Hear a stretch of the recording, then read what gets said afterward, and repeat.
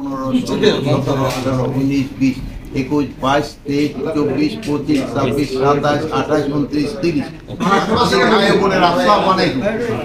আমাদের আজকের মিটিংটা ছিল, আমরা প্রতি সপ্তাহে আমাদের একটা আইন শৃঙ্খলা বাহিনীর একটা কমিটি আছে, আমরা এই কমিটির এই মিটিংটা করি।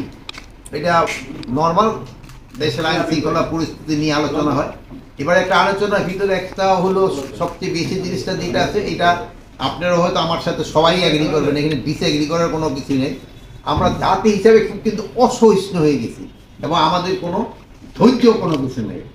আগে আপনারা মানে এই যে দু একটা ভাই আছে, তো একটু আমার সবার বয়স না, বাট একটু বয়স্ক যারা, তারা আপনি দেখছেন যে সমাজে কোনো কিছু একটা মানে খারাপ কাজ ঘটনা বা ঘটতে থাকলে লোকজন কিন্তু ঝাঁপে পড়তো ওইটা প্রতিহত করার জন্য, যেন ওইটা ঘটনাটা না ঘটে। কিন্তু আজকাল কিন্তু এই জিনিসটা খুব কমে গেছে, সবাই ওই ভিডিও করার জন্য ব্যস্ত থাকে। বাট সে যদি ওই ভিডিও বা ওই মোবাইলটা যদি তার দিকে ছুঁড়েও মানে, ওইটাও কিন্তু একটা বড় ধরনের ইম্প্যাক্ট হয়। কিন্তু আমাদের দেশে কিন্তু এই জিনিসটা কিন্তু কমে যাচ্ছে। এই ভাইয়া যারা বড় আছে আপনারা দেখছেন, আজ কোনো একটা ঘটনা ঘটে, এটা কিন্তু একটা কোনো কিছু ঘটনা ঘটবে, আমাকে ধর্ম আছে, কিন্তু এটা একটা ইমানি দায়িত্ব আপনি কিন্তু এটা প্রতিহত করা। কিন্তু আমাদের ক্ষেত্রে দেখবেন যে জনসমক্ষে একটা ঘটনা ঘটে যাচ্ছে, কিন্তু কেউ এটার প্রতিহত করতে আসছে না। আর সব জায়গায় তো আইন শৃঙ্খলা বাহিনীর লোক সব জায়গায় তো প্রেজেন্টও থাকে না, এরা হয়তো পরে এসে উপস্থিত হয়। তো আপনারা বলবেন যে তাকে তো আগেও ধরে ফেলানো যায় কেন?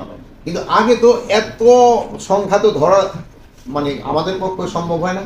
এই যে গাজীপুরে যে ঘটনাটা ঘটছে, এটা খুবই একটা দুঃখজনক এক ঘটনা। এই ধরনের ঘটনা ঘটুক মানে এই আমাদের এই সমাজে কেউ এটা চিন্তাও করতে পারে না, বাট ঘটনাটা ঘটে গেছে।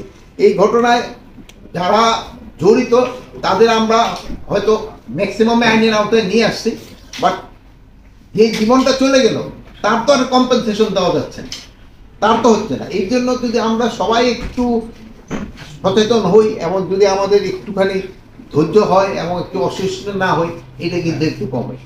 তাই এরা যারা এই অন্যায় করছে, আপনারা হয়তো গাজীপুরের কমিশনারও এটার ক্ষেত্রে ভিজিট করছে, এবং তাদের আমরা কিন্তু আইনের আওতায় ম্যাক্সিমামই কিন্তু নিয়ে আসা এবং এইগুলিরে যেন শাস্তি ভালোভাবে পায়, এই জন্য যত ধরনের ব্যবস্থা করেন আমরা করবো।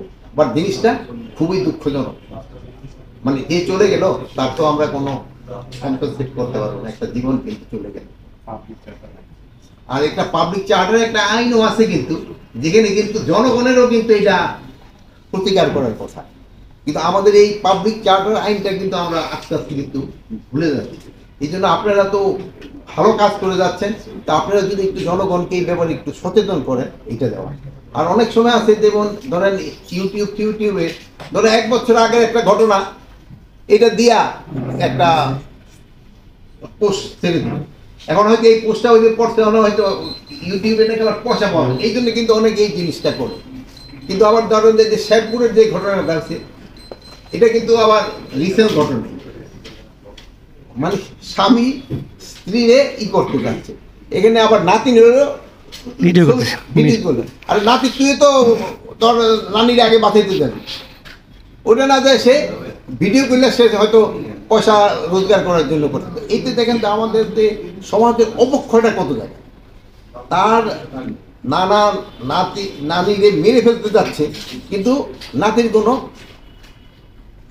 ঠিকার নেই, সে হলো তার পয়সা রোজগার করার জন্য সে ব্যস্ত, যে এটা ইউটিউবে ছাড়বে, এটা করে ছাড়বে। এইটার জন্য আমরা এখন কি করবো, এটা আমার সমাজ বিজ্ঞান এরা হয়তো ভালো বলতে পারবে যে এইটার জন্য আমাদের কি করা উচিত। বাট আমাদের কিন্তু এই যেহেতু বাচ্চাদের এইগুলি সম্বন্ধে আমাকে কিন্তু ট্রেনিং দেওয়া দরকার, যে বাবা এই সবগুলি না করে তোমরা এটার প্রতিরোধ না, যদি সে নানারে যদি ওই নাতিরা যদি একটু চিল্লাইতো এই তুই নানির এরকম, কিন্তু আমাদের বাংলাদেশে এরকম কোনো বাড়ি নাই যেটা একেবারে আওয়াজ করলে শোনা না যায়, সব জায়গায় থাকে। এইগুলির দিকে একটু খেয়াল রাখতে হবে আর কি। তো আমি নিজেও পার্সোনালি এবং এই হিসাবেও খুবই দুঃখিত যে এই গাজীপুরের এই ঘটনাটা।